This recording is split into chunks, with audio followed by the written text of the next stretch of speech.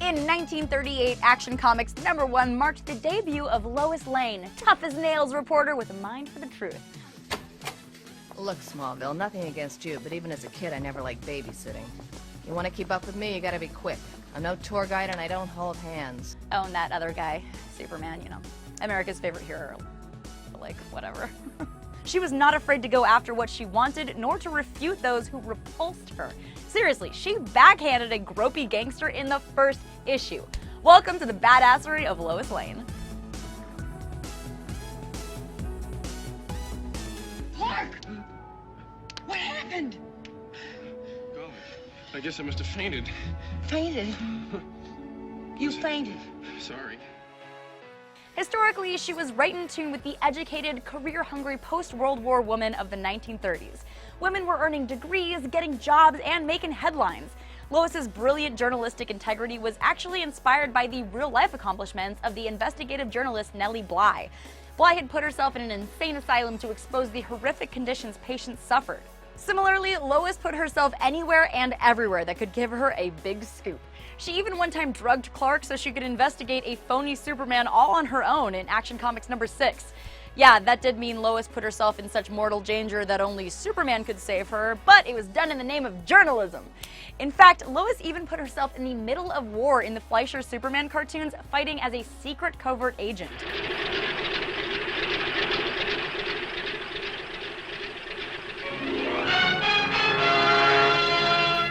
But World War II was about to change everything. The men returned from war and reclaimed their place within the public sphere in 1945, and women withdrew to the domestic space. Mirroring this trend, Lois Lane's journalistic drive was reduced to a C-plot, or really a non-existent plot in the 14-page comic books. Suddenly, Lois was a zany, marriage-obsessed woman who desired for nothing more than Superman's proposal. Will you marry me? Who's asking? Clark? Or Superman?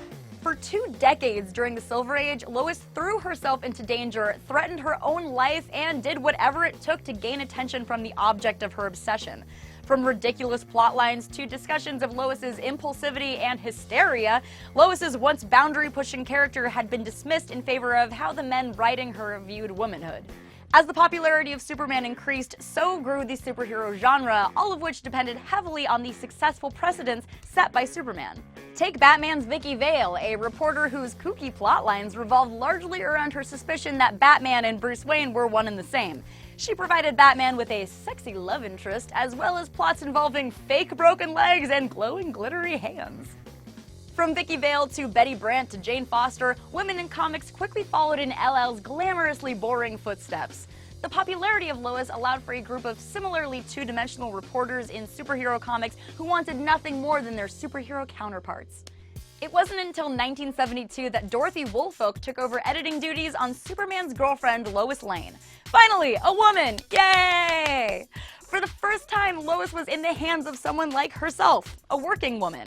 With Woolfolk working behind the panels, she brought back a fiery passion and belief in herself that Lois had been missing.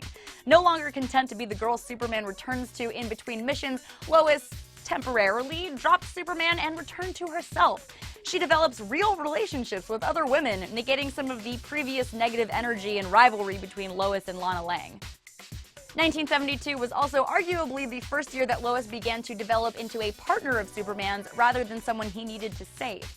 In the 10 Deadly Visions of the 100, Lois takes on 2 goons who try to attack her and fights so well that one of them even says, "She fights like a wildcat!" Just like that.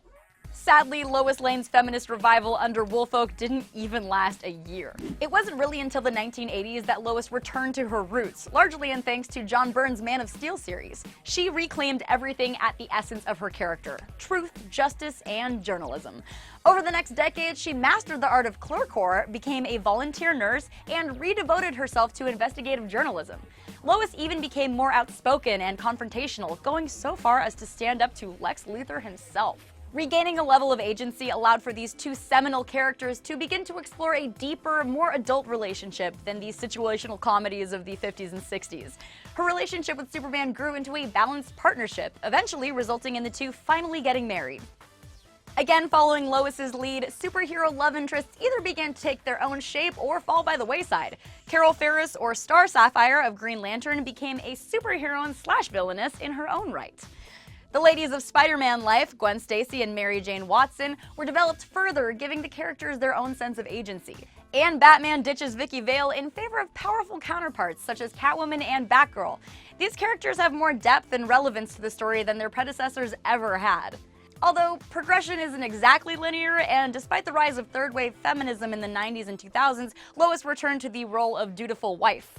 Though we began to see more tropes from the Silver Age of comics return, the power at the core of the character refuses to be kept hidden. It continues to sneak out in young adult novels, graphic novels, and TV shows. Lois, can you hear me? Are you okay?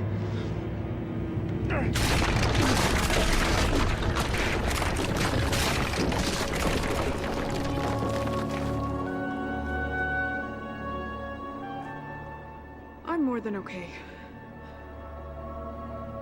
I'm super. The 2004 issue of Adventures of Superman is widely considered Lois's most iconic story.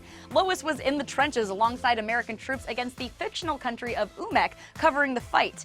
When a soldier is shot down, Lois risks her life to drag him back to safety, but gets shot in the process. Not only was Lois in a seriously dangerous position in order to get her story, she puts the needs of others first, demonstrating feminine ethics of care and compassion during a crisis. From damsel in distress to tough-as-nails reporter, from wife to partner, Lois embodies everything important, grounded, and real in a superhero's relationship to the non-powered world.